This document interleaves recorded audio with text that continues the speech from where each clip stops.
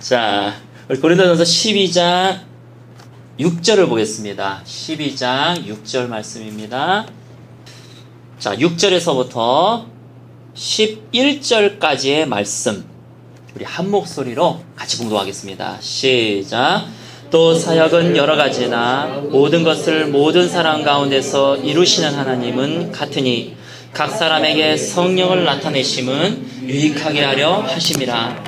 어떤 사람에게는 성령으로 말미암아 지혜의 말씀을, 어떤 사람에게는 같은 성령을 따라 지식의 말씀을, 다른 사람에게는 같은 성령으로 믿음을, 어떤 사람에게는 한 성령으로 병 고치는 은사를, 어떤 사람에게는 능력 행함을, 어떤 사람에게는 예언함을, 어떤 사람에게는 영을 분별함을, 다른 사람에게는 각종 방언 말함을, 어떤 사람에게는 방언을 통역함을 주시나니 이 모든 일은 같은 한 성령이 행하사 그의 뜻대로 각 사람에게 나누어 주시는 것이니라. 할렐루야. 아멘. 제가 가지고 있는 영상 중에서 소위 지식의 말씀의 은사를 받으신 분의 그 영상이 하나 있어요.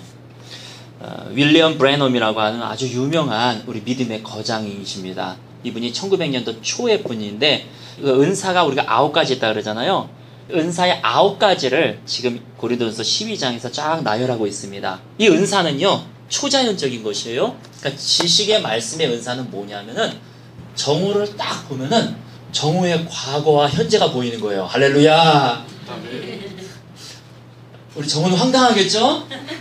근데 지식의 은사라고 말씀하지 않고 지식의 말씀의 은사라고 그랬어요. 그 뜻은 뭐냐면은 피스라는 거예요. 그러니까 한 조각. 그러니까 정오에 대해서 다 보이는 게 아니라 하나님이 필요한 것만 가르쳐 주시는 거예요. 그래서 예를 들면은 우리 정오가 시험 점수가 별로 안 나와가지고 막 좌절을 하고 있어요. 옥상으로 올라가! 이러고 있는데 갑자기 김윤영 목사를 딱 만났어. 정오야, 갑자기 주님이 나에게 가르쳐 주신다? 정호야, 그 시험 본 거 그 별거 아니래. 다음에 기말고사 때는 2배로 점수 나올 거래. 주님이 나에게 말씀하셨어. 이게 은사인 거예요. 그러면 진짜 기말고사 때 2배의 점수가 나오는 거예요. 예언의 은사지 이게. 그래서 그 사람의 상태를 아는 것, 하나님께서 상태를 알려주시는 게 지식의 말씀이에요. 은사. 제가 나중에 은사에 대해서 설명을 더 자세하게 드릴게요. 지혜의 말씀의 은사는 그 사람의 미래에 대해서 주님께서 가르쳐 주시는 거예요. 미래에 대해서. 근데 한 부분을 가르쳐 주시는 거예요. 어쨌든 8절을 보세요. 어떤 사람에게는 성령으로 말미암아 지혜의 말씀을, 어떤 사람에게는 같은 성령을 따라 지식의 말씀을, 다른 사람에게는 같은 성령으로 믿음을, 즉 믿음도 은사가 있어요. 믿음의 은사가 있어요. 이 사람이 한번 믿어지면 그 일은 반드시 이루어지는 거예요. 초자연적인 거예요. 올해 우리가 저 신둔역 주변에서 5,000평짜리의 땅을 사게 될 것입니다. 근데 그게 믿어지는 거예요. 그러면 그 믿음대로 되는 거예요. 그래서 저는 지혜의 말씀의 은사도 좋고 지식의 말씀의 은사도 좋은데 믿음의 은사 이거 괜찮은 것 같다. 하나님 믿어지게 하여 주시옵소서. 내 믿음대로 될지어다. 성경 그렇게 써 있으니까 막 믿어지는 거야. 그냥 유리가 전교 1등 하는 게 막 믿어지는 거예요. 할렐루야. 그런데 자, 오늘서부터 이제 은사를 구하기 시작할 것 같아요, 다들. 그런데 어떤 사람에게는 병 고치는 은사를 주셨대요. 10절에 어떤 사람에게는 능력 행함의 은사를 주셨대요. 어떤 사람은 예언함을 주셨대요.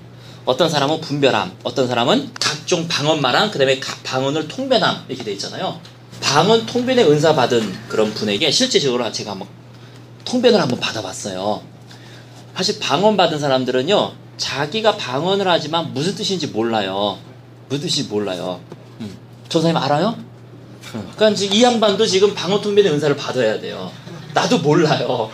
그냥 할 뿐이에요. 그래서 방언 통변의 은사가 따로 있는 건데, 제가 은사를 받은 사람에게 한번 통변을 해보니까 제가 2가지를 놀랐어요. 첫 번째, 내가 받은 게 방언이 맞구나 하는 걸 놀랐고, 두 번째, 내가 평소 때 한국말로 기도하는 걸 그대로 얘기하는 거예요. 와, 마치 내 기도를 들었던 사람처럼 내가 저 기도하고 있는 거 어떻게 알았지? 그거를 방언만 듣고 그냥 얘기를 하더라고요. 그래서 제가 그때서부터 야, 이거 은사 괜찮은데 은사를 받아야 되겠다. 자, 27절을 한번 보겠습니다. 너희는 그리스도의 몸이요. 거기서부터 같이 읽어볼게요. 시작.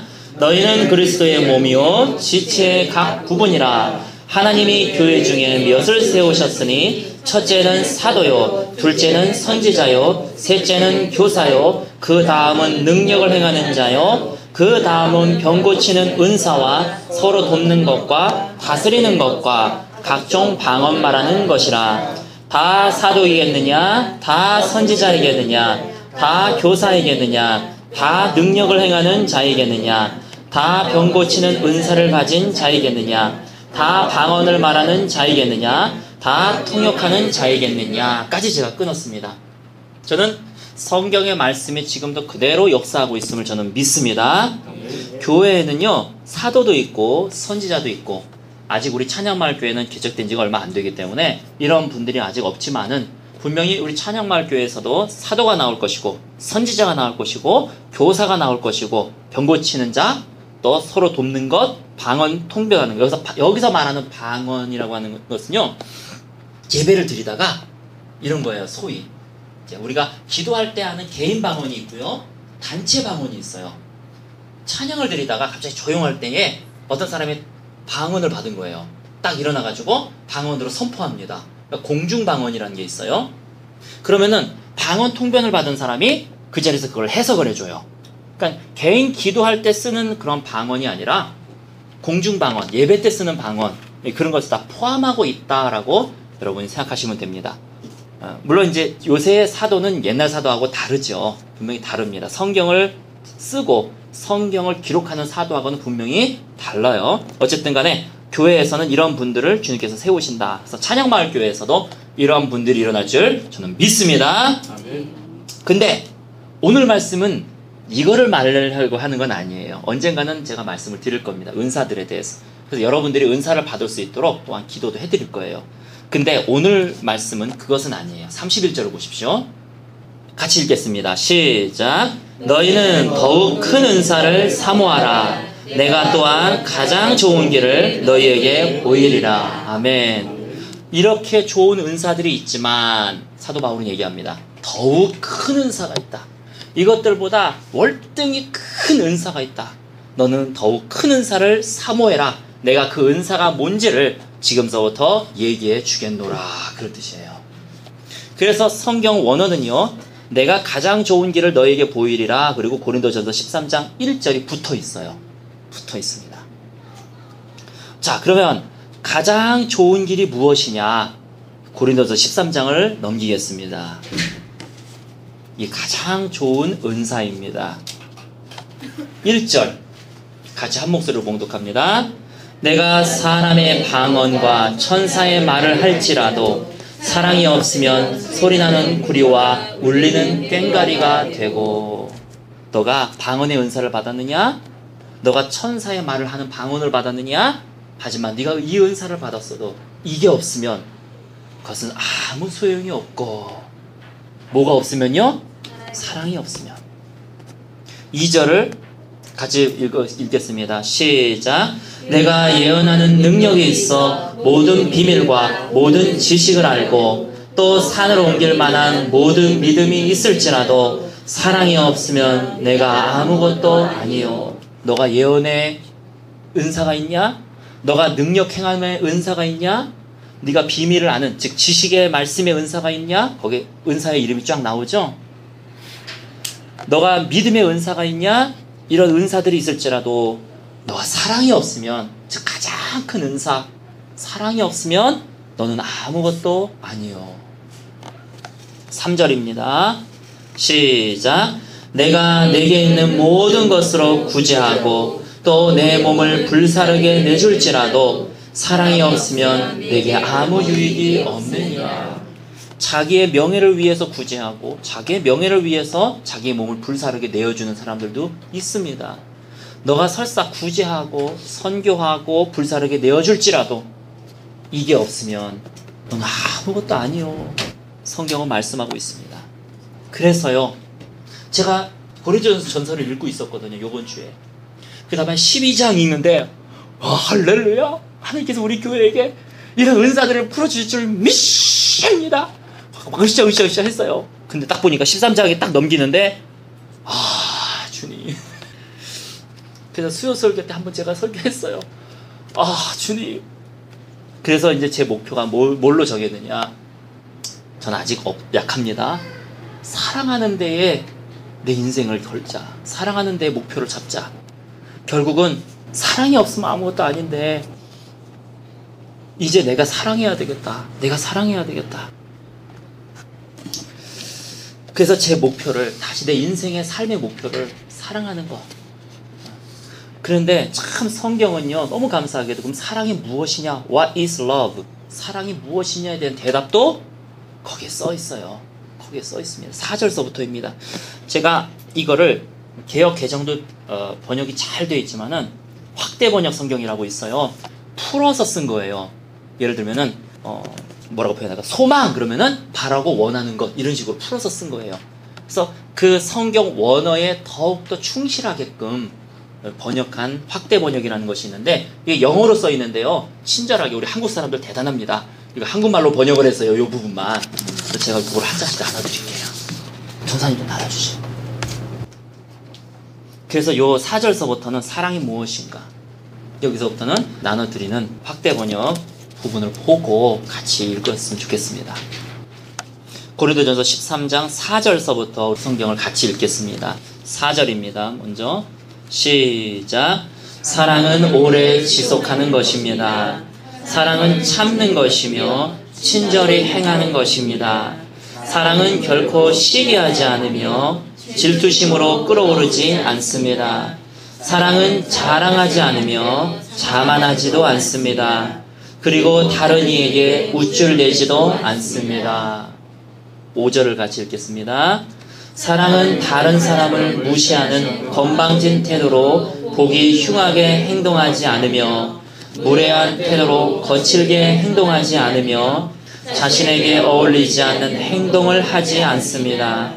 사랑은 까다롭게 행동하거나 화를 잘 내거나 쉽게 분을 내는 등의 행동으로 자기 자신의 권리만을 주장하거나 자기 방식을 고집하지 않습니다. 그래서요, 제가 끊었지만 나중에 사랑장 후반부에 보면은요, 이렇게 써 있잖아요. 내가 전에는 어린아이와 같아서 말하는 것도 어린아이였고 행동하는 것도 어린아이였지만 그러나 지금은 어린아이의 일을 버렸노라. 사랑장에 그 얘기가 있어요. 무슨 얘기냐면은 신앙의 성숙, 그가 아직 영적으로 어린아이인가 어린인가를 알 수 있는 분별은 사랑이라는 것이에요. 그래서 어린아이와 같은 믿음을 버려라, 어린아이의 신앙을 버려라는 말이 사랑장에 있어요. 내가 신앙이 성숙되어 있는지, 내가 교회에 몇 년 다녔느냐가 중요한 것이 아니라 내가 정말로 신앙이 성숙되어 있는가가 중요한 거잖아요. 그거를 알 수 있는 것은 내가 사랑할 수 있는 지경이 얼마나 넓어졌느냐, 그거를 알면은 내가 신앙이 성숙되는가를 알 수 있다는 것입니다. 자기 자신의 권리만을 주장하거나 그렇게 써 있잖아요. 즉 사랑이란 무엇입니까? 이제 초점을요, 내 자신에게서부터 다른 사람들에게로 옮기는 거예요. 사랑하는 사람은 내 자신만의 권리를 주장하지 않습니다. 저 사람의 권리를 주장합니다. 사랑은요, 초점의 이동입니다. 이제 나를 생각하고 내 유익을 생각하고 내 자신을 생각했던 것에서부터 정오를 생각하고 유리를 생각하고, 그 김건희 형제라고 있잖아요. 김건희 형제가 어느 날 지하철을 타고 가는데 2014년 2월 14일, 제가 기억을 하는 이유가 발렌타인데이 3월 14일이었나요? 불금. 그래서 막 2월 14일, 3월 14일은 뭐 난리 나잖아요, 사람들. 어느 날 술을 잔뜩 먹고 어떤 사람이 지하철을 딱 탔는데 딱 보니까 이날 술을 잔뜩 먹고 저러고 있다는 것은 저 사람은 오늘 2월 13일, 3월 13일하고 관계없는, 외로워서 혼자 술 퍼먹은 사람이구나 느낌으로 딱 왔대요. 그래서 지하철에서 이렇게 타고 가고 있는데 그 사람이 바로 앞에서 이러고 가고 있는 거예요. 딱 보니까 입이 벌렁벌렁해, 가슴이 또 벌렁벌렁해. 저게 혹시 또 쏟아지는 거 아니야? 아닌가 다를까 이러고 있다가 으악 해버렸어요. 자기 자신에게 확 쏟아지는데 알맹이는 없고 국물만 쏟아지더래요. 알맹이만 없고 국물만 쏟아졌다는 얘기는 안주는 안 먹고 술만 먹었다는 거래요. 그 세계에서는 그렇대요. 하여튼 나도 배웠어요. 뜨거운 물이 쫙 흐르더니 이 온기가 느껴지면서 발바닥까지 쫙 감싸는데 이 주변에 있던 사람들이 와! 하고 막 도망갔다 그러잖아요.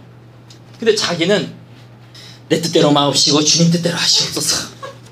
그러면서 그거를 그냥 얻어맞고 이걸 어떻게 할까 하다가 자기도 모르게 어느 순간에 이게 봉지를 갖고 와가지고 봉지에다가 막 쓸어 담고 있더래. 손으로. 자기가 한참 쓸어 담고 있다가 내가 미쳤지? 내가 왜 이걸 손으로 쓸어 담고 있지? 근데 자기가 집에 와서 곰곰이 생각을 해보니까 그 당시에 내 자신이 이 더럽혀지는 것을 생각한 게 아니라 저 사람이 얼마나 외로웠을까. 저 사람이 얼마나 외로웠으면 저렇게 혼자 안주도 없이 저렇게 퍼마셨을까. 그거를 자기가 생각했더라는 거예요. 그리고 자기가 냄새가 나는 것도 그래서 몰랐고 손으로 주워 담는 것도 자기가 손이 더러워지는 것도 몰랐었다. 이렇게 간증하는 것을 보았습니다.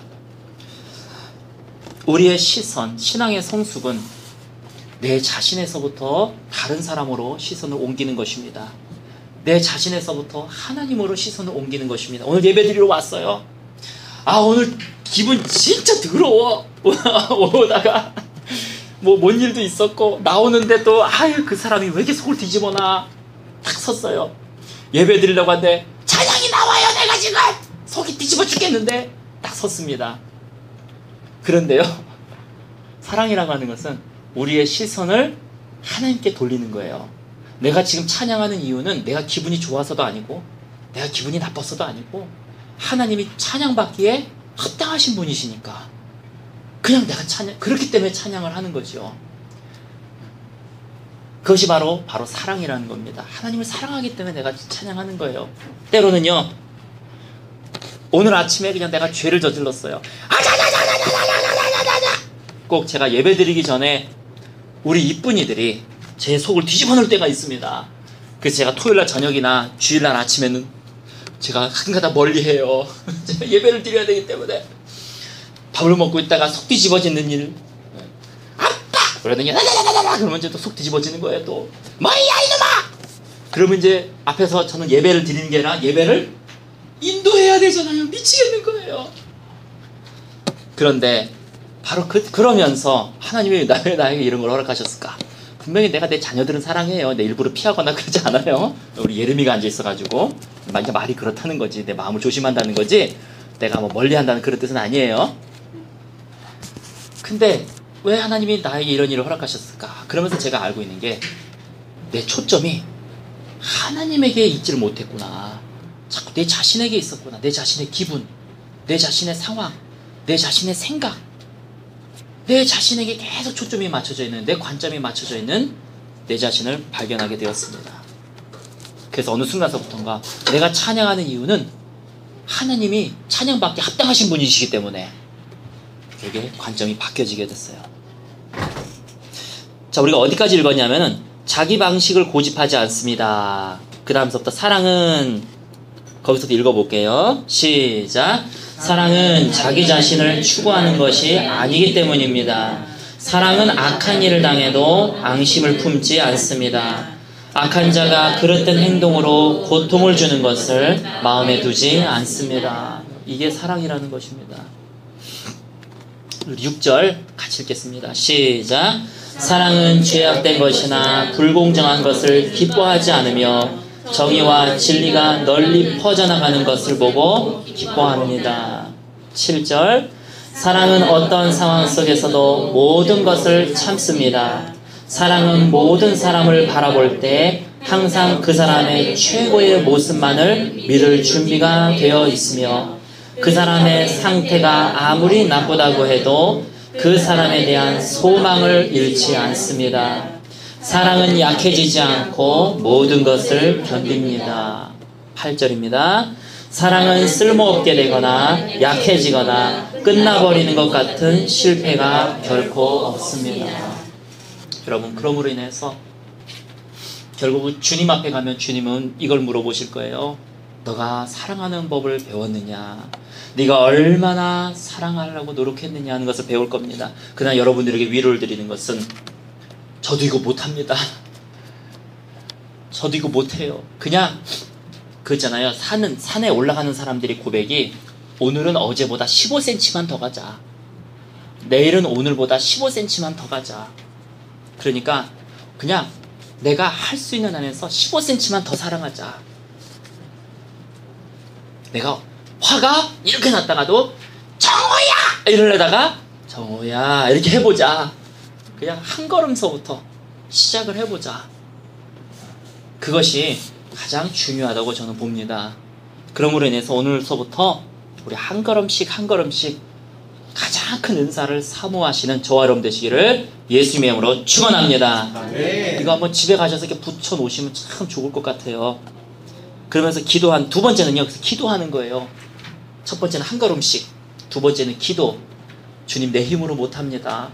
내 힘으로 아버지 저 하진이 내 힘으로 사랑 안 돼요. 주님 믿습니다. 나를 바꿔놓으실 줄 믿습니다. 기도하는 거죠. 저 인간 용서 못합니다. 주님. 그러니 주님 나에게 사랑을 주시옵소서 하고 기도하는 겁니다. 하나님이 그 기도에 응답하십니다. 하진아 사랑해. 에이, 미워하는 사람은 이렇게 예를 못 들어요. 상처받아. 근데요, 제가 어느 순간서부터 이걸 보고 있는데 예전엔 여기서 끝나고 넘어갔거든요. 어느 순간서부턴가 하나님은 누구시라? 하나님은 사랑이시라. 그게 생각이 나면서 아니 가만있어 봐. 하나님이 사랑이시잖아. 하나님이 누구를 사랑하신다? 나를 사랑하시잖아. 그럼 하나님이 나를 어떻게 사랑하시는지가 고린도전서 13장에 써 있는 거예요. 그래서 다시 읽기 시작을 했어요. 4절을 보십시오. 하나님이 나를 어떻게 사랑하고 계시는지. 사랑은 오래 지속하는 것입니다. 사랑은 참는 것입니다. 하나님이요 나를 계속 참아주시는 거예요. 이제 이 성경이 달리 보이기 시작을 하는 거예요. 하나님이 나를 참아주고 계시는 거구나. 사랑은 친절히 행하는 것입니다. 하나님이 나를 친절히 행하고 계시는구나.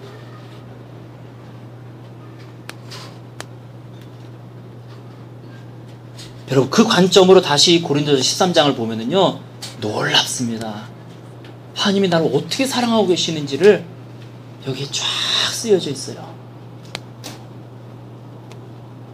5절에 보세요. 하나님이 나를 무시하는 건방진 태도로 행동하지 않으셔요. 하나님은 결코 나를 무시하지 않으셔요. 무엇보다도 7절을 보겠습니다. 사랑은 어떠한 상황 속에서도 모든 것을 참습니다. 사랑은 모든 사람을 바라볼 때 하나님이 나를 바라볼 때 어떻게 바라보시느냐가 거기에 쓰여져 있어요. 하나님이 나를 바라보실 때 항상 나의 최고의 모습만을 믿을 준비가 되어 있습니다. 그래서 내가 가장 약할 그때에 주님은 나에게 강한 용사다. 기드온이 가장 약해서 포도즙 틀에서 자기 몸을 벌벌벌 떨면서 밀을 까고 있을 때에 하나님은 큰 용사여.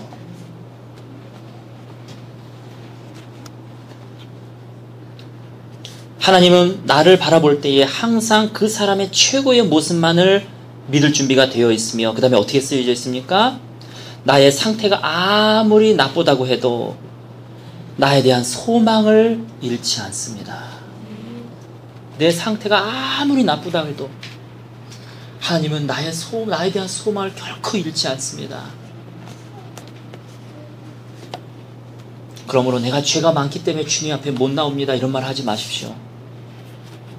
그러므로 나 같은 거 주님이 나를 쳐다보실까요? 그런 말 하지 마십시오. 주님 앞에 나오시기 바랍니다. 뭐라고 써 있습니까? 맨 마지막에 사랑은 약해지지 않고 모든 것을 견딥니다. 하나님은 나를 바라보시면서 견디는 거예요. 나는 너가 최고의 모습이 될 것을 나는 믿는다. 나는 너의 소망을 나는 결코 잃지 않는다. 내가 너의 주인이기 때문에, 내가 너와 함께하기 때문에 반드시 내가 원하는 착한, 너 속에서 착한 일을 시작하신 내가 그것을 완성하게 될 것이다.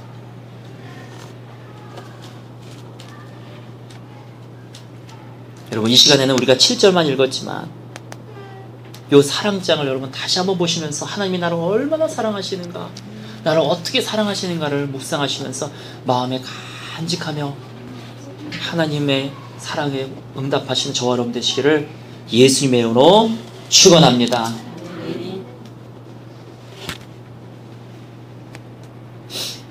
또한 제가 이걸 보면서 다른 사람도 그렇게 내가 봐야 되는구나. 신앙의 성숙은 바로 사랑이구나. 사랑이란 무엇이냐면 하나님의 관점으로 바라보는 그 시각이 사랑이구나. 하나님이 다른 사람을 이런 시각으로 바라보고 계신다면 내가 함부로 말할 수가 없는 거구나. 하나님이 나를 볼 때도 이렇게 바라보시지만 하나님이 다른 사람 보실 때도 이렇게 바라보신단 말이에요. 그럼 나도 그 사람을 그 하나님의 관점으로 바라봐야 되겠구나. 여러분, 우리와 관련된 사람 중에서 도저히 이 사람은 안 돼, 도저히 이 사람은 힘들어, 도저히 이 사람은 정말 안 돼, 이런 분이 계시다면 하나님이 그 사람을 이 관점으로 바라보고 계신다는 것.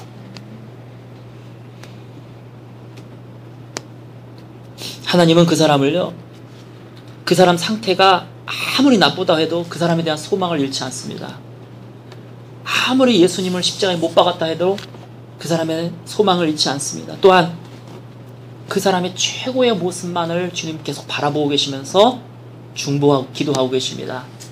그러므로 우리도 그 하나님의 관점으로 바라보며 중보 기도함으로써 하나님의 뜻을 이루시는 저와 여러분 되시기를 예수 그리스도의 이름으로 축원합니다. 우리 말씀 기억하시면서 이 시간 기도하겠습니다.